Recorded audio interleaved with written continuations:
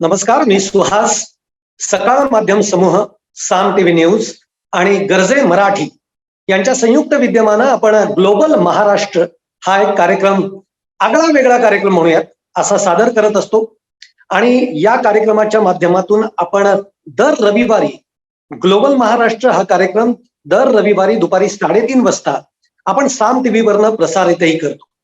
या कार्यक्रमामध्ये आपण अशा सगळ्या मराठी माणसांना, अशा सगळ्या मराठी पर्सनॅलिटीज या कार्यक्रमाच्या माध्यमातून बोलवत असतो, ज्यांनी आपल्या कार्यकर्तृत्वानी, ज्यांनी आपल्या दैदिप्यमान असे यशाने आपल्या मराठीचा झेंडा हा जगाच्या अगदी कानाकोपऱ्यामध्ये नेऊन पोचवलेला आहे. अशा अनेक लोकांना आपण भेटलो. मग त्याच्यामध्ये काही लोक सायंटिस्ट असतील, काही उद्योजक आहेत, काही सर्व्हिस सेक्टरमध्ये अत्यंत उच्च पदस्थ ते पोहोचलेले आहेत. अशा सगळ्या मंडळी, अगदी कला क्षेत्रातली सुद्धा काही मंडळी आपल्या बरोबर या कार्यक्रमामध्ये सहभागी झालेली आहेत. या कार्यक्रमाचा मूळ उद्देशच हा आहे की आत्ताची जी तरुणाई आहे, जी तरुणाई काही वेगळं करू पाहतीये, त्यांना एक इन्स्पिरेशन मिळावं, हाच खरं तर या कार्यक्रमाच्या मागचा मूळ हेतू आहे. आज सुद्धा आपले जे पाहुणे आहेत हे सुद्धा खूप आगळं वेगळं व्यक्तिमत्व आहे. अत्यंत, म्हणजे माझ्या शब्दांमध्ये जर सांगायचं झालं तर अत्यंत डाऊन टू अर्थ असे स्वतःला मानणारे, असे असणारे आणि अत्यंत, म्हणजे ज्यांना माणसं जोडणं हे आवडतं, अशी पर्सनॅलिटी आज आपल्या बरोबर आहे. ते उद्योजक आहेत आणि सगळ्यात महत्वाचं म्हणजे त्यांचं एक वाक्य मी जे वाचलं, त्यांनी मला जे काही पाठवलं होतं त्याच्यातनं एक वाक्य मला खूप आवडलं. आयुष्य खूप सुंदर आहे असं ते म्हणतात. ते केवळ आपण बघतो किंवा काम करतो म्हणून नाही, तर या आयुष्यामध्ये आपण अनेक माणसांना भेटतो, माणसांना जोडले जातो, त्यांच्याशी आपण संवाद करतो आणि म्हणून हे आयुष्य इतकं सुंदर आहे की इतकी चांगली नाती या माध्यमातून आपल्याला जोडली जातात. असंच पर्सनॅलिटी आज आपल्या बरोबर आहे. अर्थात मी जास्त वेळ न घेता त्यांचा परिचय मी तुम्हाला करून देतो. आपल्या बरोबर आहेत आनंद सागर शिराळकर. सर नमस्कार. नमस्कार. आनंद सागर शिराळकर जे आहेत ते जपानमध्ये असतात. जपानमध्ये जवळपास ते 12-13 वर्ष ते जपानमध्ये राहिलेले आहेत. पण आनंद सागर शिराळकर हे मूळचे पुण्याचे आहेत, मराठी आहेत, मराठी मातीमध्ये ते वाढलेले आहेत. पुण्यामधनं त्यांनी शालेय शिक्षण पूर्ण केलं आणि त्याच नंतर त्यांनी BE जे आहे हे मुंबईतनं त्यांनी पूर्ण केलं आणि त्यानंतर मग करिअरच्या शोधांमध्ये ते आपण बघतोय की जपानमध्ये 12-13 वर्ष त्यांनी काम केलं. पण त्याचबरोबर त्यांनी स्वतःच्या 3 कंपन्या या जपानमध्ये असतानाच त्यांनी एस्टॅब्लिश केलेल्या आहेत आणि आज त्याचं कार्य हे खूप मोठ्या प्रमाणावर खरं तर सुरू आहे. सर मी जास्त वेळ घेत नाही, कारण आम्हाला उत्सुकता आहे तुमचा हा सगळा प्रवास बघण्याची, ऐकण्याची. त्यामुळे म्हणजे अगदी माझा पहिला जर प्रश्न मी तुम्हाला विचारायचं झालं तर तुमच्या, म्हणजे साधारणतः एक आपला फॉर्मॅट ठरलेला आहे. आपण मूळ गावापासून तुमच्या शालेय शिक्षणापासून येतो, पण मला सगळ्यात इंटरेस्टिंग वाटतं ते तुमचं उद्योजक होणं, उद्योजक बनणं, की ज्याच्यामध्ये तुम्ही आता, म्हणजे तुमच्या मागेही मला दिसतंय रियान नावाची एक कंपनी आहे, एक DG इन्फोटेक फ्युचरटेक नावाची कंपनी आहे आणि एक FTB नावाची कंपनी आहे. या 3 कंपन्या तुम्ही सुरू केलेल्या आहेत. मला असं वाटतं की या कंपन्यांबद्दल जर तुम्ही आधी सुरुवात जर मला करून दिलीत माहिती, तर ती जास्त इंटरेस्टिंग होईल. मग हळूहळू आपल्याला तो प्रवास उलगडायला सोपं होईल. धन्यवाद. सर्वप्रथम मला तुम्ही या मंचावरती बोलवलत आणि साम टीव्ही आणि गरजे मराठी आणि स्पेसिफिकली आनंद गानू सर आणि राहुल बापट यांचे मी आभार मानतो. माझ्या या 3 कंपन्या यांच्याबद्दल मी क्विकली तुम्हाला, म्हणजे कारण का अगेन आपल्याला जे बोलायचंय त्याच्यावरती आपण जास्त वेळ देऊ, पण माझ्या 3 कंपन्यांबद्दल मी क्विकली सांगतो. DG फ्युचरटेक ही आधी व्हिजिटेक सोल्युशन्स नावाची कंपनी होती, की जी डिजिटल गराज ग्रुप जी आहे जपानमधली लिस्टेड कंपनी, तर त्यांच्या एका सबसिडरीने ती अक्वायर केली कंपनी आणि आता आम्ही DG फ्युचरटेक म्हणजे DG ग्रुप कंपनीमध्ये आलेलो आहोत. ती खूपच मोठी $multi-billion कंपनी आहे आणि प्रायमरीली फिनटेक आणि Kakaku.com असे बरेच त्यांचे ऍक्च्युली कंपन्या आहेत. तर तिथे आम्ही काय करतो तर मल्टीलिंग्वल आम्ही मॅनेज सर्व्हिसेस, त्याच्यानंतर फिनटेक सर्व्हिसेस आम्ही करतो आणि अगेन सिक्युरिटी जिथे महत्वाची आहे त्या एरियामध्ये आम्ही बरंच काम करतो. हे DG फ्युचरटेक बद्दल झालं. रियान ही कंपनी आम्ही 2019 साली चालू केली आणि या कंपनीमध्ये म्हणजे प्रायमरीली आम्ही ट्रान्सलेशन करत असताना आम्हाला जे काही चॅलेंजेस दिसायचे तर ते आम्ही ऍड्रेस करत म्हणजे ही ट्रान्सलेटर्सनी तयार केलेले एक प्लॅटफॉर्म आम्ही बनवला आणि त्या प्लॅटफॉर्ममध्ये मी काय करतो तर नुसतेच डॉक्युमेंट्स किंवा डॉक्युमेंट्स म्हणा किंवा वेगवेगळ्या म्हणजे 22 प्रकारचे डॉक्युमेंट्स आम्ही ट्रान्सलेट करतोच, पण रिसेंटली आम्ही व्हिडिओ ट्रान्सलेशन चालू केलंय. आणि त्याच्यामधनं म्हणजे आयडिया आमची अशी आहे की सगळ्या जगामधले जे काही चांगले कॉन्टेंट आहेत, जे टेड टॉक्स असतील किंवा गुगल मधले जे काही गुगल टॉक्स आहेत किंवा जे काही ई लर्निंगचे कोर्सेस असतील, ऍडव्हर्टाइजमेंट्स असतील, तर आम्ही या सगळ्या गोष्टी आहेत तर त्या मल्टिपल म्हणजे आता करंटली 50+ लँग्वेजेसमध्ये by using optimum combination of human, म्हणजे माणसांचा कशासाठी तर क्रिएटिव्हिटी आणि अॅक्युरसीसाठी, whereas machine for speed, असं ऑप्टिमम कॉम्बिनेशन वापरून आम्ही एक प्लॅटफॉर्म हा बनवलेला आहे. 150 पेक्षा जास्त कंपन्या आता ते वापरत आहेत आणि आम्ही अगेन म्हणजे इट वॉज बूटस्ट्रॅप्ड इनिशियली, पण we are growing very rapidly right now with this रियान प्लॅटफॉर्म. आणि त्याच्यानंतर माझ्या येस बोला. Yes continue. आणि त्यानंतर FTB कम्युनिकेशन्स नावाची ही कंपनी, याच्यात म्हणजे या डीजी फ्युचरटेक आणि रियान हे जर तुम्ही बघाल तर मी या इकडच्या साईडला म्हणजे या ठेवल्यात त्या तिथे मी ऑपरेशनली इन्व्हॉल्ड आहे. वेरॅज FTB कम्युनिकेशन्स आणि इकडे आहे, इथे मी प्रायमरीली इकोसिस्टीम बिल्डर म्हणून या कंपन्यांकडे बघतो. मी बऱ्याच कंपन्यांमध्ये इन्व्हेस्टमेंट्स पण केलेल्या आहेत.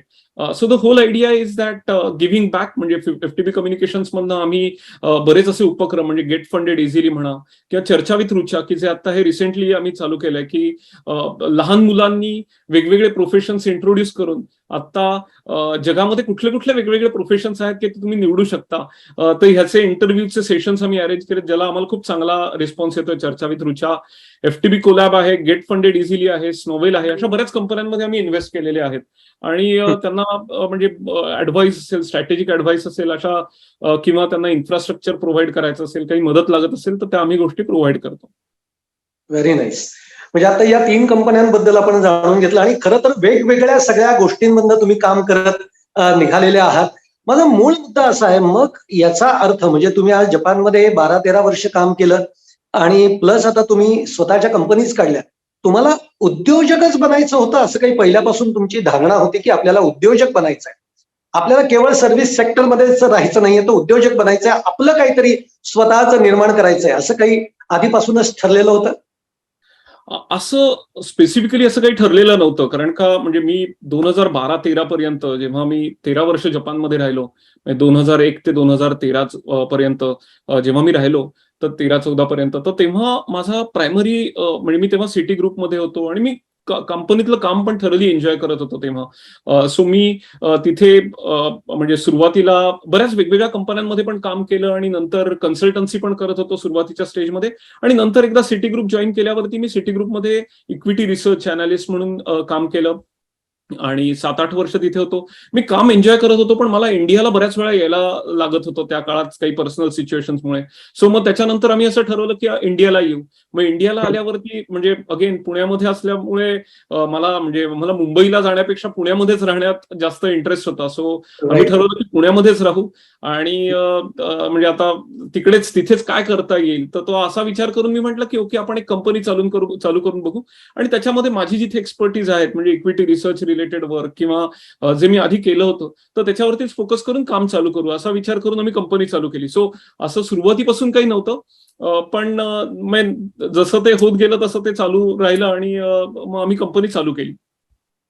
जसं ते होत गेलं तसं ते चालू राहिलं. इतकं सहज तुम्ही सोपं म्हणताय, पण मी तुम्हाला खरं सांगू, म्हणजे मी जेव्हा आता तुम्ही मला तुमचं एकूण जे सगळं प्रोफाईल वाचायला दिलेलं होतं, त्याच्यामध्ये आवर्जून माझं एका गोष्टीकडे लक्ष गेलं, ते म्हणजे म्हणजे या उद्योजकतेची बीज जी आहेत, जी मला वाटतं की तुमच्या लहानपणीच रुजलेली आहेत. म्हणजे तुम्ही दिवाळीच्या काळामध्ये ग्रीटिंग्स विकायचा, ग्रीटिंग्सचा बिझनेस केलेला आहे. म्हणजे लहानपणी सगळी मुलं आपण ज्या पद्धतीने बिझनेस करतो तसा तो तुम्ही केलाय आणि तुम्ही डोर टू डोर जाऊन ग्रीटिंग्स देणं आणि तिथले अनुभव जे तुम्हाला यायचे, म्हणजे आज आपण कुणाच्याही, म्हणजे मी तुमच्या घरी आलो तर कदाचित तुम्ही माझ्यावर काय पद्धतीने रिॲक्ट व्हाल मला माहिती नाहीये. कदाचित मला बघून तुम्ही दार लावून पण घ्याल, कदाचित तुम्ही मला बघून आत घ्याल, मला पाणी द्याल, मला सरबत पाजाल आणि मी काय करतो याची जाणीव म्हणजे विचारपूस कराल. असे सगळे अनुभव तुम्हाला त्या काळामध्ये म्हणजे शालेय जीवनामध्ये कदाचित तुम्ही ते करत असाल. मला असं वाटतं ती बीज तिथेच होती का या उद्योजकतेची? म्हणजे मला ना आता now that like I reflect back, कदाचित येस, म्हणजे ते असेल. आणि मी म्हणजे कसं असतं की तुम्ही जसं म्हटल्याप्रमाणे राईट, तुमचं सराउंडिंग हे खूप महत्वाचं असतं. सो तेव्हा सुद्धा मी केलं ना, तर तेव्हा असं काही बिझनेस करायचं या दृष्टिकोनातून केलं नव्हतं. आम्ही खरं म्हणजे दिवाळीचं फनफेअर जे असतं तर त्याच्यामध्ये आम्ही भाग घेतला होता. फनफेअरचे स्टॉल्स असतात, तिथे आम्ही ग्रीटिंग्स छापली होती आणि मला असं वाटतं की जवळपास 1000 ग्रीटिंग्स छापली होती, पण आम्ही तिकडे काही जास्त लोकांनी घेतली नाहीत विकत. मग त्या ग्रीटिंग्सचं करायचं काय असा विचार केला. तेव्हा आम्ही ठरवलं की ओके, म्हणजे जाऊन, आणि 5वीत होतो त्याच्यामुळे मला असं कळत पण नव्हतं की बिझनेस करायचा आहे किंवा काय. पण मला ही आयडिया खूप आवडली की सगळ्यांच्या घरी जाऊन ग्रीटिंग्स विकायची, 2 रुपये 1 रुपये काय जे असतील ती. आणि मला तेव्हा खरंच खूप वेगळा अनुभव असा आला की प्रत्येकाच्याकडे, म्हणजे मी म्हटल्याप्रमाणे राईट, लाईक 1000पेक्षा जास्त लोकांच्या घरांमध्ये मी, माझी बहीण, आम्ही दोघं जाऊन ग्रीटिंग्स विकायचो आणि खूप वेगळे वेगळे अनुभव आले. म्हणजे आता now right, like when I look back right, तिथनं खूप गोष्टी शिकायला मिळाल्या. पण मला अजून एक म्हणजे सांगावं वाटतं की माझा मामा, म्हणजे दोन्ही मामा माझे जे होते तर ते पण काम करता करता बिझनेस करायचे.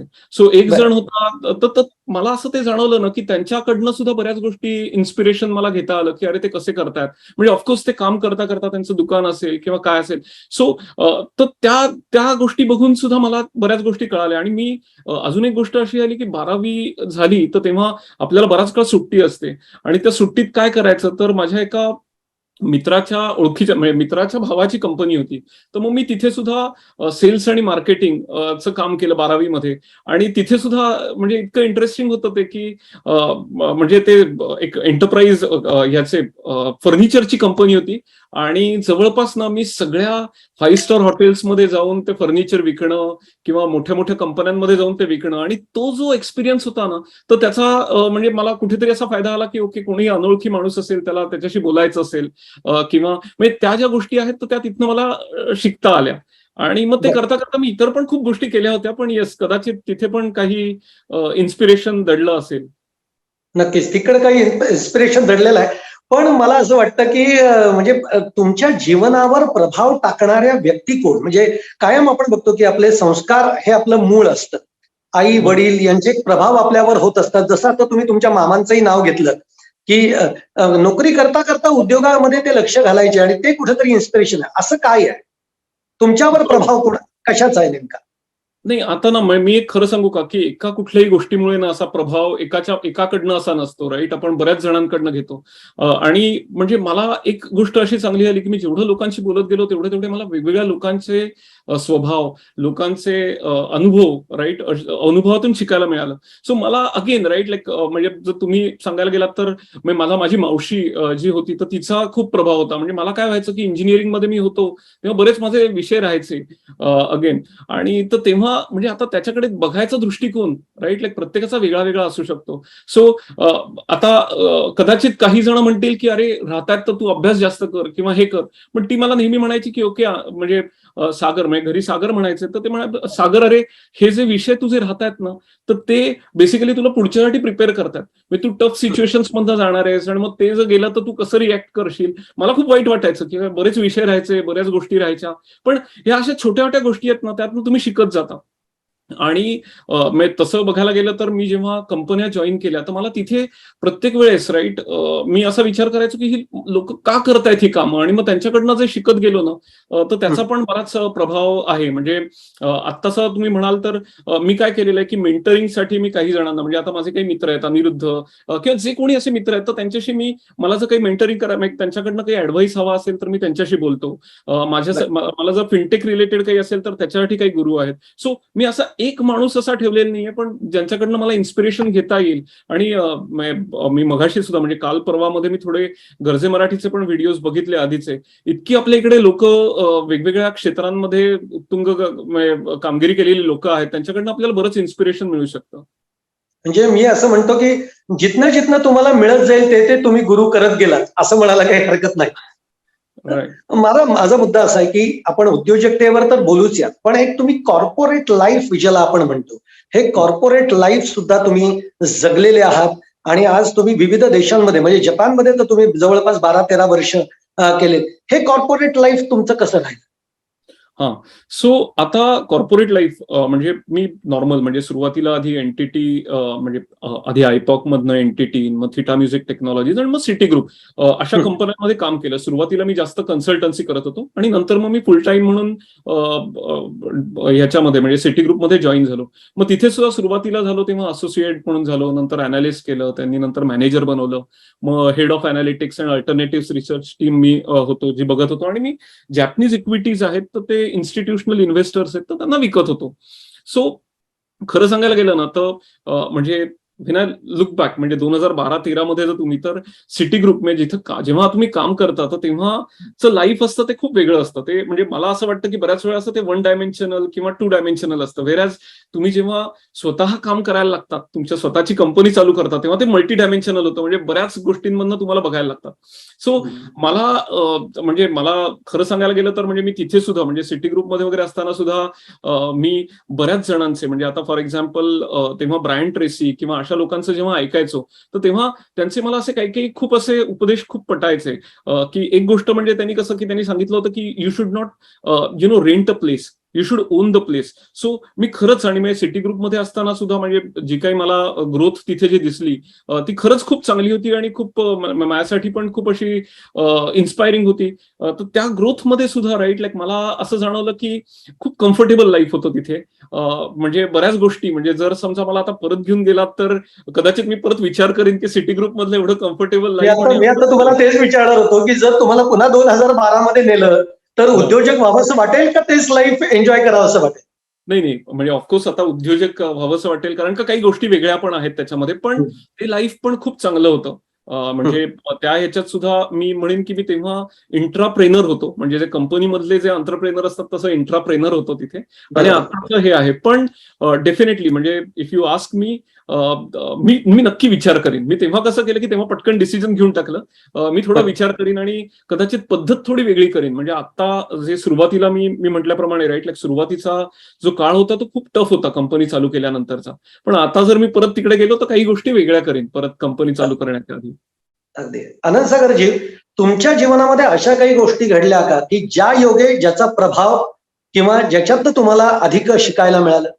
आता ना म्हणजे मी काही काही गोष्टी राईट लाईक म्हणजे मला जे जाणवलं की आम्ही आधी सुरुवातीला प्रॉडक्ट कंपनी चालू केली आणि तर त्याच्यामुळे काय आलं की प्रॉडक्ट मेंटॅलिटी आणि सर्व्हिसेस मेंटॅलिटी ना बरीच वेगळी असते. सो त्याच्यामध्ये कसं असतं की प्रॉडक्टमध्ये ना तुम्ही फक्त आत्ताचं बघत नाही, तुम्ही लॉंग टर्मचं बघता. सो मला असं वाटतं ना की ती जी गोष्ट आहे म्हणजे हॅव्हिंग प्रॉडक्ट मेंटॅलिटी म्हणजे लॉंग टर्म थॉट प्रोसेस असणं रादर दॅन तर ही गोष्ट खूप महत्वाची आहे. सो जर काही शेअर करायचं असेल ना तर म्हणजे मला आता परवाचाच एक इन्सिडेंट मी सांगतो की आता माझ्या बऱ्याच काही कंपन्यांमधले एका कंपनीमधला क्लायंट आहे तर तो मला सांगत होता की अरे तुमच्या कंपनीमधली लोक आहेत तर ती खरंच म्हणजे इतकं काम करतात की दे आर म्हणजे काइंड ऑफ ती थोडीशी कंप्लेंट साईडला होती, पण मला त्याचा खूप आनंद झाला ते ऐकून. त्यांनी काय सांगितलं की अरे तुमची कंपनी म्हणजे कंपनीमध्ये जे आहेत सिनियर लोक ते they are working as if it's their own product आणि that's what right we want right like to do. म्हणजे ते विजन घेऊन ते आयडियाज आणतायत, ते हे करतात आणि दॅट म्हणजे हा खूप छोटा भाग आहे पण ना हा खूप महत्वाचा आहे. म्हणजे जेव्हा तुम्ही कुठली एखादी कंपनी किंवा कुठलीही एखादी गोष्ट ही तुम्ही ओन करताना, जेव्हा प्रॉडक्ट मेंटॅलिटीने बघता, लॉंग टर्म फोकस्डने बघताना तर त्याच्यामध्ये तुम्ही बऱ्याच गोष्टी आणू शकता. सो अगेन खूप शिकलेलो आहे पण again product versus service mentality आहे ना हा खूपच महत्वाचा भाग आहे. महत्वाचा भाग. येस. आनंद सागरजी, तुमच्याशी बोलताना खरं तर आम्हाला खूप इन्स्पिरेशन मिळत असतं. पण मग अशा वेळेला तुमचं आयडियल पर्सनॅलिटी कोण आहे की कुणाकडून तुम्ही जास्त इन्स्पायर्ड झालेले आहात? मला असं वाटतं ना की इन्स्पिरेशन हे प्रत्येक व्यक्तीकडनं तुम्हाला मिळू शकतं. सो इनफॅक्ट आता मी म्हणजे माझे एम्प्लॉईज म्हणजे आमच्या बरोबर माझे जे कलिग्स आहेत मी त्यांच्याकडनं सुद्धा बरंच इन्स्पिरेशन घेत असतो. सो वेगवेगळ्या प्रकारे आता फॉर एक्झाम्पल आमचा एक सिनियर की जो बऱ्याच मोठ्या कंपनीतून जॉईन झालाय आणि तर तो सुद्धा बरेच वेगळे एक्सपेरिमेंट्स आम्ही एक्सपेरिमेंट्स ऑफिसमध्ये करतो. आम्ही वेगवेगळ्या दृष्टिकोनातून गोष्टी बघतो. सो खरं तसं बघायला गेलं ना तर इन्स्पिरेशन म्हणाल तर मी प्रत्येक वेगळी व्यक्तीकडून ते घेतो आणि आणि म्हणजे मी आता इन्व्हेस्टर्स फॉर एक्झाम्पल असतात, तर इन्व्हेस्टर्समध्ये म्हणजे जे बोर्ड ऑफ डिरेक्टर्स आहेत, तर त्यांची विचार करायची पद्धत वेगळी असते. ज्यांना ज्यांना वेगळे वेगळे एक्सपिरियन्स मिळालेले असतात ना, त्यांच्याकडनं बरंच इन्स्पिरेशन तुम्हाला मिळू शकतं. ओके. मग आता तुम्ही एवढं जेव्हा सगळं काम करताय तेव्हा तुम्ही म्हणजे आपण जेव्हा बोललो तेव्हा अनेक देश तुम्ही फिरलेला आहे. म्हणजे नुसतं नॉट ओन्ली जपान, तुम्ही हो. अमेरिकेमध्ये गेलेला आहे, तुम्ही जर्मनीमध्ये गेलेला आहे. मग आता तुम्ही बिझनेस करताय. बिझनेस करताना इतर देशांबरोबरचे तुमचे अनुभव कसे वाटतात तुम्हाला ऍज अ बिझनेसमॅन? बरोबर, बरोबर. सो प्रत्येक देशाचं ना एक वेगळं कल्चर असतं, राईट? सो जसं तर त्याच्यामुळे बिझनेस करताना तुम्हाला त्यांची कल्चर, म्हणजे आता एक गोष्ट अशी चांगली झाली ना, की मी जॅपनीज भाषा शिकलो जपानमध्ये येऊन आणि आधी पण शिकलो होतो. सो त्यामुळे कल्चरल गोष्टी ज्या असतात तर त्या तुम्हाला कळतात. तसंच प्रत्येक देशामध्ये ना थोडे कल्चरल गोष्टी असतात. पण मला ना इथे तुम्हाला एक इंटरेस्टिंग गोष्ट सांगायची आहे. सो 2000 म्हणजे माझी आई रेग्युलरली जपानला यायची आणि तिला जॅपनीज येत नव्हतं. तर ती बेसिकली जेव्हा दुकानात जायची तर तेव्हा ती मराठीत बोलायची, की मला टोमॅटो दे किंवा मला फॉर एक्झाम्पल कांदा दे. आणि तिकडच्या एक त्या आजी होत्या त्या दुकानातल्या, तर त्यांना ते कळायचं आणि त्या त्या त्या गोष्टी द्यायच्या पण. तर मला ना बऱ्याच वेळा म्हणजे आता आई रेग्युलरली यायची, मग त्या पण घरी यायच्या आणि त्यांना अजिबात इंग्लिश येत नव्हतं आणि आईला अजिबात जॅपनीज येत नव्हतं. तरी पण त्या रेग्युलरली भेटायच्या, रेग्युलरली बोलायच्या. तर तेव्हा मला आईने, आता हे खरं तेव्हा आईने सहज सांगितलं आणि आम्ही ते खरं बऱ्याच वेळा हसण्यावरही न्यायचो. पण तेव्हा ती मला म्हणाली, की एक आत्म्याची भाषा असते, म्हणजे सोल्स लँग्वेज, राईट? लाईक आत्म्याची भाषा. सो ती खूप महत्वाची असते आणि त्याच्यात ना तुमचे इंटेन्शन्स जर राईट असतील तर आय मीन तुम्ही कुठेही, राईट? लाईक आय मीन सुरुवातीला कदाचित तुम्हाला कल्चरल ऍस्पेक्ट्स, लँग्वेज मधल्या गोष्टी या कळणार नाहीत. पण लॉंग रन मध्ये ना तुमचे जर समजा इंटेन्शन्स चांगले असतील ना, तर I mean it always helps, right? तर म्हणजे मला असं वाटतं ना, की वेगवेगळ्या देशांमध्ये करताना थोडे माणसाचे स्वभाव वगैरे वेगळे असतील, पण एकदा तुम्ही तुमचा म्हणजे, आणि अगेन तुम्हाला कम्प्लिटली चेंज व्हायची पण गरज नाही. दुसरी गोष्ट ना, म्हणजे मी जी करतो आणि मला जी जाणवली, की बऱ्याच म्हणजे आपल्या फेलो एंटरप्रेनर्स किंवा यांच्यात असते, की तुम्ही कम्प्लिटली दुसऱ्या देशामध्ये जाताना तुमचा स्वभाव चेंज करून जातात. तर मला असं वाटतं ना, ते करायची गरज नाहीये. म्हणजे मला असं म्हणायचं, की तुम्ही आणि ते जर समजा म्हणजे त्यांना तुम्ही असं वरच्या लेव्हलला पण ठेवू नका किंवा खालच्या लेव्हलला पण नका करू. तुम्ही त्यांच्याशी समान लेव्हलला राहून तुम्ही जर गोष्टी केल्यात ना, तर बऱ्याच गोष्टी आहेत तर त्या खूप चांगल्या प्रकारे होतात. आणि येस म्हणजे आता मी इतक्या लोकांना भेटतो खरं, पण म्हणजे माझं असं काही स्पेसिफिक त्यांच्याकडनं असा अजेंडा नसतो. मला पहिल्यांदा त्यांच्याकडनं बऱ्याच गोष्टी जाणून घ्यायच्या असतात आणि त्यातूनच बऱ्याच गोष्टी म्हणजे होतात आणि बिझनेसेस पण मिळतात तिथनं. त्यांना पण काही नवीन आयडियाज मिळतात तिकडनं, नवीन गोष्टी आम्ही काही एक्सप्लोर करू शकतो. पण again, right? Like I mean प्रत्येक वेळेसच बिझनेस होईल असं नसतं. तुम्हाला नवीन गोष्टी शिकायला पण मिळतात. कधी तुम्ही आत्म्याची भाषा बोललेले आहात का? नाही, म्हणजे मी हा प्रश्न का विचारला मी तुम्हाला सांगतो, हां. की हे झालं जपानच्या बाबतीत. ती जपानी लँग्वेज मला जपानी येत नाही, मी मराठीत बोललो, पण माझी भावना शुद्ध आहे, ती तुम्हाला बरोबर, कळली. पण आता बरोबर. तुम्ही जेव्हा बिझनेस करता तेव्हा तुमच्या बरोबर अनेक कामगार जोडलेले असतात, काम करणारे सहकारी जोडलेले असतात. कधी त्यांच्या काही वेदना आहेत, कधी त्यांची काही आनंदाचे क्षण आहेत, की जे तुम्हाला आत्म्याच्या भाषेनंच जाणून घ्यायला लागतात.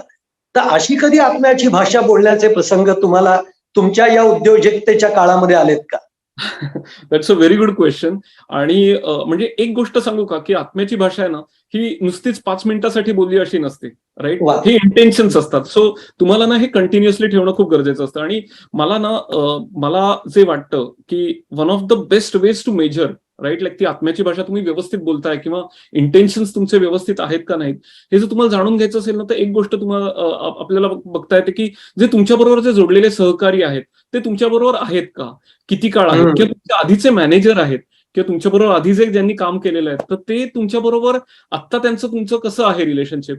आणि अगेन म्हणजे त्याच्यात सुद्धा खूप प्रकार असतात. पण मला मला खूप आनंद वाटतो, की जे कोणी म्हणजे माझे आतापर्यंतचे जे कोणी मॅनेजर्स होते किंवा माझ्याबरोबर काम ज्यांनी केलं होतं, तर त्यांनी बऱ्याच लोकांनी इन्व्हेस्टमेंट करून खूप म्हणजे आता जो सपोर्ट करतात ते, तर तो खरंच म्हणजे अनपॅरल. म्हणजे आय एम व्हेरी हॅपी त्यांना. म्हणजे आता एक जस्ट उदाहरण द्यायचं म्हणजे मला मध्ये काही बिझनेससाठी प्रचंड म्हणजे बऱ्याच म्हणजे कोटी रुपयांची गरज होती आणि ती अगदी अर्जंट होती.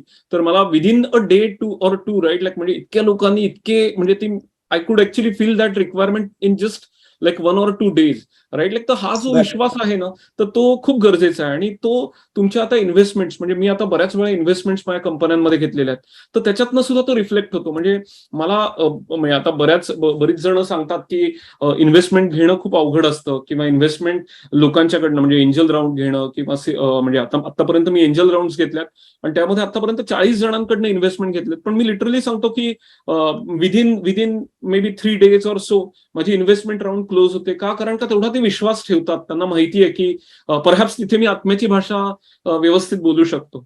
हा पण एक क्या बात. कदाचित असेल. हा. मग आता एवढे 12-13 वर्ष जपानमध्ये राहिल्यानंतर तुम्हाला इंडियामध्ये आपली कंपनी स्थापन करावी हा थॉट का वाटला? मी म्हणजे अगेन मी पुण्यामध्ये राहणार होतो हे तर निश्चितच होतं. आणि तर त्याच्यामुळे मी काय करायचं, तर खरं सांगू का, की एक गोष्ट जी झाली म्हणजे आता मी जपानमध्ये इतका काळ राहिलो, त्याच्यानंतर थोडी म्हणजे सेव्हिंग्ज माझ्याकडे होते.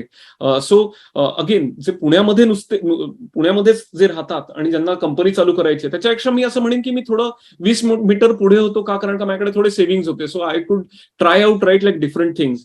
पण त्याच वेळेस काय आलं की मला शिकागो बूथमधनं पण ऍडमिशन मिळाली. आणि तेव्हा मला असा विचार करत होतो मी की आत्ता म्हणजे आता पुढचं शिक्षण घ्यायचं का स्वतःची कंपनी चालू करायची. आणि मग मी ठरवलं की ओके, स्वतःची कंपनी चालू करू. सुरुवातीला 3-4 वर्ष खूप चॅलेंजेस होते, पण म्हणजे the experience was really worth taking. मला 2016 बद्दल म्हणजे जाणून घ्यायला आवडेल की तुम्ही जेव्हा कंपनी सुरू केली तेव्हा ती कंपनी आर्थिकदृष्ट्या थोडी उंच झेप घेत नव्हती. म्हणजे तुम्ही तेव्हा थोडेसे ज्याला आपण स्ट्रेस लेवलमध्ये तुम्ही आलेले होतात आणि मग काही तुमच्या जवळच्या मित्रांनी देखील तुम्हाला काही सल्ले दिले.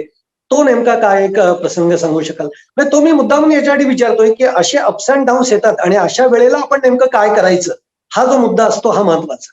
बरोबर. नाही. तर त्यावेळेस ना म्हणजे मी खूपच स्ट्रेसफुल सिच्युएशन मधनं जात होतो. म्हणजे आमची कंपनीच अर्थात त्यावेळेस काही रेव्हेन्यूज होत नव्हते. त्याच्यानंतर आमचा एक्सपेन्स वाढत जात होता. त्याच्यानंतर माझे जे काही सगळे सहकारी होते, तर ते म्हणजे खरंच ऍक्च्युली की काही न बोलता म्हणजे दे were working on those products, पण आम्हाला तेवढे सेल करता येत नव्हते. आणि काही असे पण चॅलेंजेस झाले की स्ट्रक्चरल चॅलेंजेस होते की ज्याच्यामुळे आम्ही काही गोष्टी करू शकलो नाही. तर मला अगदी चांगला तो दिवस आठवतोय. म्हणजे मी माझा एक मित्र हॅनी पाटील नावाचा एक मित्र आहे, तर त्याच्याबरोबर मी बोलत होतो आणि आम्ही विचार करत होतो पुढे काय करता येईल कंपनीचं. तर तेव्हा त्यांनी मला एक सहज क्वेश्चन विचारला आणि मला ना म्हणजे अजूनही तो क्वेश्चन आठवून म्हणजे कधी कधी झोप पण उडते. तर तो त्यांनी मला विचारलं की आनंद, इमॅजिन राईट, लाईक आता तू सगळं करतोय, सगळं ठीक आहे, पण उद्या असा दिवस आला की तुझ्याकडे काहीच सेव्हिंग्ज नाहीयेत. तुझ्या कंपनीमध्ये सुद्धा तुला एम्प्लॉईजला द्यायला पगार नाहीये. त्याच्यानंतर तुला मुलांसाठी शाळेचा खर्च करायला काही. त्यांनी मला ते जे असं सगळे सांगितल्या गोष्टी, तर तेव्हा मी खरंच हडबडून जागा झालो. म्हटलं की अरे नक्की काय चाललंय ऍक्च्युली, म्हणजे का आपण हे करत नाही. आणि मग तेव्हा मी माझे काही सहकारी म्हणजे माझे जे काही इन्व्हेस्टर्स होते, मी त्यांच्याशी बोललो. आणि अगेन मला जॉब्स मिळत होते तेव्हा, राईट, पण मला बेसिकली हेच करायचं होतं, पण तेव्हा ते सक्सेसफुली होत नव्हतं. सो तेव्हा मी हवियर उआर्डो नावाचा एक माझा इन्व्हेस्टर आहे, तर त्याच्याशी बोललो. तर त्यांनी मला 2 ऑप्शन्स दिले. आनंद, म्हणजे तू जरी आता स्टॉप केलीस कंपनी तरी ऍब्सोल्युटली फाईन, कारण का तो one of the major shareholder होता त्या कंपनीमध्ये. तो म्हणाला की अरे शेअर होल्डर्स होता, आणि तो म्हणाला की आता तू थांबवलीस तरी चालेल. पण मी म्हटलं की नाही, मला करायचे. मग त्यांनी मला एक सांगितलं, एक पुस्तक वाचायला सांगितलं, the hard thing about hard things नावाचं. तर त्या पुस्तकामधला ना, आणि मी स्पेसिफिक म्हणजे जे कोणी आता या चॅलेंजिंग सिच्युएशन मधनं जात असतील ना, तर त्यांनी नक्की त्यातला हा एक चॅप्टर म्हणजे war time CEO versus peace time CEO, त्यांनी मला सांगितलं की हा तू पार्ट वाच. आणि त्यानंतर राईट, लाईक ज्या प्रकारे म्हणजे आम्ही स्ट्रॅटेजीमध्ये चेंजेस केले आणि 3-4 वर्षामध्ये, आणि आय एम व्हेरी हॅपी की माझे जे कोणी 12 इन्व्हेस्टर्स होते त्यांना मी खूप चांगले रिटर्न्स दिलेत. They are very happy, right, like with the recent exit that we had. So again this was happened because of that difficult conversation I had with my friend. आणि मग ते आम्ही पुढे जसं काय ते घेऊन गेलो, त्याप्रमाणे काही गोष्टी घडल्या. पण जीवनातला टर्निंग पॉइंट हाच की आणखीन काही आहे वेगळा? नाही, again right, like turning point आता बरेच होते, पण त्यातला म्हणजे one of the turning points मी म्हणेन की हा एक मेजर टर्निंग पॉइंट होता माझ्या जीवनामध्ये. बर, आता मुख्य मुद्द्यावर येऊ. आपला जो एक फोकस आहे की आत्ताचे जे काही उद्योजक आहेत, आत्ताची जी तरुण पिढी आहे जी उद्योगामध्ये येऊ पाहते, बरोबर. किंवा काही उद्योजक आहेत यांना तुम्ही काही शेअर कराल की त्यांनी त्यांची वाटचाल कशी करावी? याचं कारण असं आहे की आत्ताच्या मुलांमध्ये टॅलेंट्स आहेत, त्यांना काही करू पाहायचंय, पण त्यांना ती योग्य दिशा कधी कधी सापडत नाही त्या दृष्टिकोनात. बरोबर बरोबर. सो अगेन मी इथे म्हणेन ना की बऱ्याच गोष्टी राईट लाईक माझ्या डोक्यात आहेत, पण मग मी आत्ता आणि अगदी ज्यांना सुरुवात करायची आहे किंवा ज्यांनी नुकतीच सुरुवात केलेली आहे यांना मी मे बी यांच्यावरती फोकस ठेवून मी काही गोष्टी शेअर करेन. सो मला सगळ्यात पहिल्यात महत्वाची जी गोष्ट वाटते ती म्हणजे ना की networking. Right like I mean तुम्ही नेटवर्किंग जे आहे तर ते खूप चांगलं असणं तुमचं, म्हणजे इफ युअर अ फाउंडर और if your a senior manager तुमचं नेटवर्किंग खूप चांगलं असणं गरजेचं आहे. सो बराच बिझनेस म्हणजे माझं आधी असं होतं ना, पहिले 4-5 वर्ष मी जेव्हा सांगितलं तर तेव्हा माझा एक असा म्हणजे एक काय म्हणतात त्याला की माझा असा विचार होता की मी मित्रांकडनं नाही घेणार राईट लाईक काम, मी माझं मदत शोधून घेणार. तर तसं नाही ऍक्च्युली ना, तुमच्याकडे तुमच्यावरती कोणी ट्रस्ट सुरुवातीला ठेवत नाही, कारण का कुठल्याही कंपनीमध्ये काम जेव्हा ते देतात तेव्हा ऑफकोर्स ट्रस्ट हा लागतो. तर तुमचे नेटवर्क म्हणजे फर्स्ट लेव्हल नेटवर्क जे आहे तुमचं, तर ते म्हणजे फर्स्ट डिग्री म्हणतात right like network is very important. So ते तुम्ही नेटवर्क चांगलं तयार करा. आणि माझ्या एका मित्रांनी ना रिसर्च केला होता, तो स्वीडिश गव्हर्नमेंटने तो स्पॉन्सर केला होता, पण त्याला मी सांगितलं मला एका वाक्यात तू सांग की काय नक्की तू केलं, म्हणजे काय रिसर्च होता तो. तर तो म्हणाला एसएमई कंपन्या सक्सेसफुल होतात कधी, जेव्हा त्यांच्या सीईओ किंवा फाउंडर्स किंवा सिनियर मॅनेजर्सचे नेटवर्किंग खूप स्ट्रॉंग असतं. सो अगेन हा पहिला खूप सगळ्यात महत्वाचा मुद्दा आहे. दुसरा मी सांगेन की आणि जो मला ना बघायला मिळतो की बऱ्याच वेळा तो म्हणजे आपण अनकम्फर्टेबल असतो या गोष्टीसाठी, कन्फ्रंटेशन. सो मी एक गोष्ट सांगू शकतो की मला आमच्या कंपनीमध्ये म्हणजे आम्ही माझे जे काही सहकारी आहेत तर त्यांच्याबरोबर मी जेव्हा बोलतो तर आम्ही we are very good at confrontation. So confrontation म्हणजे काय की तुम्हाला जे काही मनात आहे ना ते तिथले इथे बोलणं. तर मी आता बरेच फाउंडर्स बघितले आहेत, मी बरेच कोवर्कर्स बघितलेत की जिथे ना ते ओपनली बोलत नाहीत. म्हणजे मी इनफॅक्ट आम्ही इतके ओपन असतो की अगेन ते पण मला सांगतात की अरे हे आपण अशा प्रकारे करू. सो कन्फ्रंटेशन राईट लाईक ही थोडी म्हणजे आपल्या नेचरमध्ये नाहीये ती गोष्ट, पण थोडी ती आणणं गरजेचं आहे, कारण का त्याच्यामुळे ना बऱ्याच पुढचे जे प्रॉब्लेम्स आहेत ना ते आत्ताच सॉल्व्ह होऊ शकतात तुमचे. तिसरी गोष्ट जर मला सांगायची असेल ना तर ते म्हणजे फंडिंग. आणि म्हणजे खरं सांगायला गेलं ना तर मी पण सुरुवातीला फंडिंग घेतलं नाही मला, कारण का अगेन मी आता एवढ्या खरं कंपन्यांचा रिसर्च करायचो आधी, जिथे मी बघितलंय की लोक फंडिंग घेऊनच सगळ्या गोष्टी करायचे. पण स्वतः फंडिंग घेताना मला असं वाटायचं की अरे फंडिंग घेतलं तर मी ते देऊ शकेन का, देऊ नाही शकलो तर काय. सो असे बऱ्याच गोष्टी होत्या.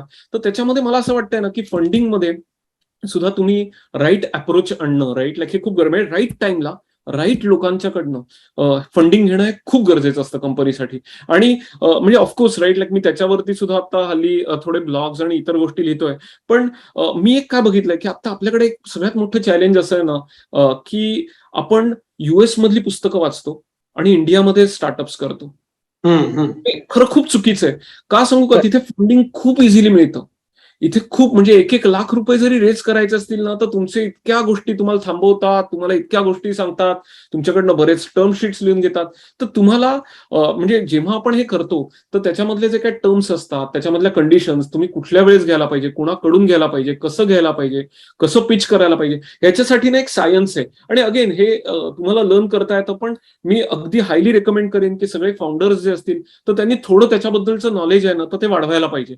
आणि मला पण म्हणजे काही तर त्याच्यामध्ये उपयोग झाला. म्हणजे मी बऱ्याच वेळा घेतलेले आता फंडिंग, त्यातनं काही मला जर काही उपदेश देता आला तर मी नक्कीच फ्युचरमध्ये तो देईन. तर हा निश्चित. मला असं वाटतं की तिसरा महत्वाचा भाग आहे की जो महत्वाचा. आपल्याला बघणं गरजेचं आहे. राईट. त्याचप्रमाणे आपण जर आता बघितलं तर स्टार्टअपच्या मध्ये इन्व्हेस्ट करणाऱ्यांची संख्या वाढतीये, याबद्दल तुम्ही काय सांगा? येस.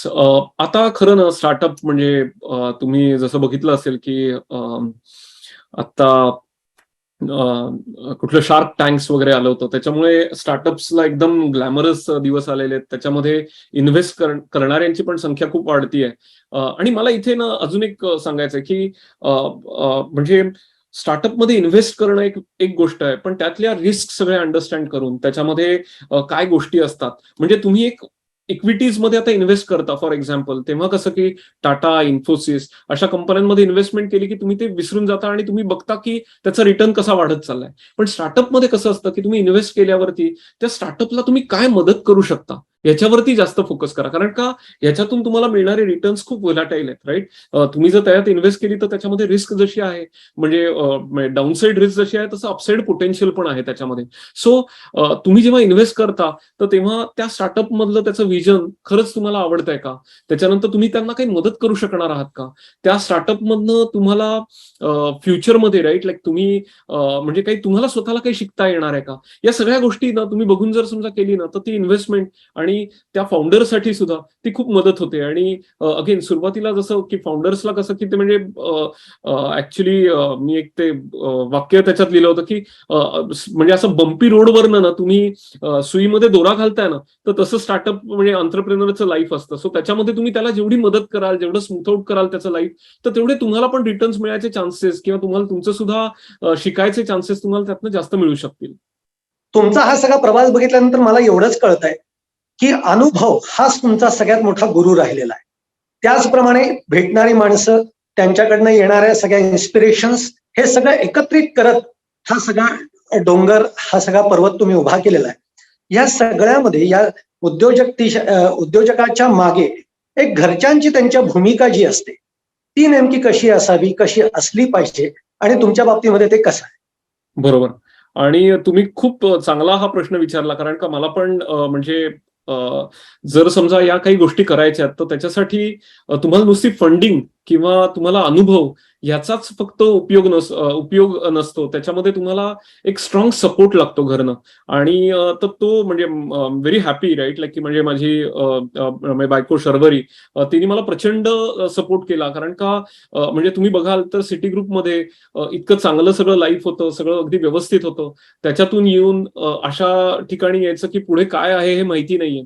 तर त्या ट्रान्झिशन मध्ये जाणं किंवा त्याच्यातून जे काही चॅलेंजेस येणार आहेत ते बघणं हे खूप डिफिकल्ट होतं. म्हणजे आता परत लाईफ सुरळीत झालंय, पण तेव्हा जे काही सुरुवातीला जे काही चॅलेंजेस होते तर ते सुद्धा तिच्यासाठी सुद्धा खूप ते चॅलेंजिंग पिरियड होता. पण तो घरच्यांचा सपोर्ट जो असतो किंवा तुमचे रिलेटिव्ह म्हणा, माझे मित्र सुद्धा, राईट, की ज्यांनी म्हणजे सुरुवातीला जपानमध्ये म्हणा किंवा US मध्ये म्हणा, त्यांनी सगळ्यांनीच सपोर्ट केला की इथे आल्यावरती अगदी खाण्यापासून राहण्यापासून बऱ्याच वेळा अशी तशी पण सोय केलेली आहे. सो खरंच म्हणजे सगळ्यांचाच सपोर्ट जो असतो तो खूप महत्वाचा असतो. आणि ती अगेन तुमची इकोसिस्टीम चांगली असणं आणि अगेन कमिंग बॅक टू दिस आत्म्याची भाषा, राईट, तुमची जर चांगली असेल, राईट इंटेन्शन्स असतील तर गोष्टी वर्कआउट होतात. सर, मला एक प्रश्न असा विचारायचा आहे की आता तुमची जशी डिजिटेक कंपनी आहे, याच्यामध्ये अनेक इन्व्हेस्टर्स ज्यांनी इन्व्हेस्ट केलेले आहेत, यानंतर काय तुम्हाला वाटतं की यानंतरचा तो बदल कसा वाटतो? या म्हणजे डीजी फ्युचर टेकनी जेव्हा डीजी फायनान्शियल टेक्नॉलॉजी DGFTनी जेव्हा आमच्या कंपनीमध्ये इन्व्हेस्टमेंट केले तर तेव्हा येस आम्हाला पण एक्झिट मिळाली. तर एक्झिट नंतरचं जे लाईफ असतं ना तर ते म्हणजे असं नाही की त्याच्यानंतर you are done with your journey. I mean this is just the beginning, right, like where you can start doing lot of things. Of course लाईफमध्ये काही चेंजेस असे होतात की आता तुम्हाला म्हणजे फॉर एक्झाम्पल रेस्टॉरंटमध्ये कुठल्या जायचं असेल, कुठल्या देशामध्ये जायचं असेल किंवा थोडी लेग स्पेस वाढवून घ्यायची असेल तर तुम्हाला त्या गोष्टी सहज करता येतात. पण दॅट डझंट मीन की we should stop here, right. I mean इथून बऱ्याच गोष्टी तुम्हाला पुढे करायच्या असतात आणि या एक्सपिरियन्सचा सुद्धा, राईट, लाईक तुम्ही वापर करून चांगल्या प्रकारे, राईट, लाईक इतर लोकांपर्यंत जाऊ शकलात. आणि ती जी कंपनी आहे म्हणजे माझ्यासाठी हे आता डीजी फ्युचर टेक आता जी 50 लोकांची जर कंपनी असेल तर ती मला आता 500 आणि 1000 लोकांची कशी करता येईल, तर ह्याच्यावरती आता माझा फोकस आहे. निश्चित. सर, मी खरं सांगतो की आज तुम्ही इतका वेळात वेळ काढून आमच्याशी संवाद साधलात आणि या ग्लोबल महाराष्ट्राच्या या प्लॅटफॉर्मवर एक छान इन्स्पिरेशन आम्हाला मिळालं. आम्हाला याच्यामध्ये आत्म्याची भाषाही कळली की जी आमच्या पुढच्या प्रवासामध्ये आम्हाला निश्चित उपयोगी पडेल. त्याचप्रमाणे कनेक्टिव्हिटी ही किती महत्वाची आहे, आपला संपर्क किती मग तो भले आपण उद्योग करो अथवा आपण सर्व्हिस सेक्टरमध्ये का असेना, पण आपली कनेक्टिव्हिटी ही आपल्याला चांगली ठेवायला लागते. आणि ज्याला तुम्ही म्हणलात तुमच्या पहिल्यापासून बोलण्यामध्ये एक गोष्ट होती की आपलं जे काही आपण मांडतोय हे स्पष्ट असावं, हे खरं असावं, तर लोक तुम्हाला मदतीचा हात पुढे करत असतात किंवा ते तुम्हाला हेल्प करायला पुढे येत असतात. सर, हा तुमचा सगळा प्रवास जो आहे हा अत्यंत थक्क करणारा आहे. आणि निश्चित मला वाटतं की आपला हा जो कार्यक्रम जो कोणी लोक बघतायत, जे तरुणाई बघतीये, जी उद्योजकतेमध्ये येऊ पाहतीये, त्यांच्यासाठी हा निश्चितच एक इन्स्पिरेशन देणारा हा प्रोग्राम निश्चितच झालेला आहे.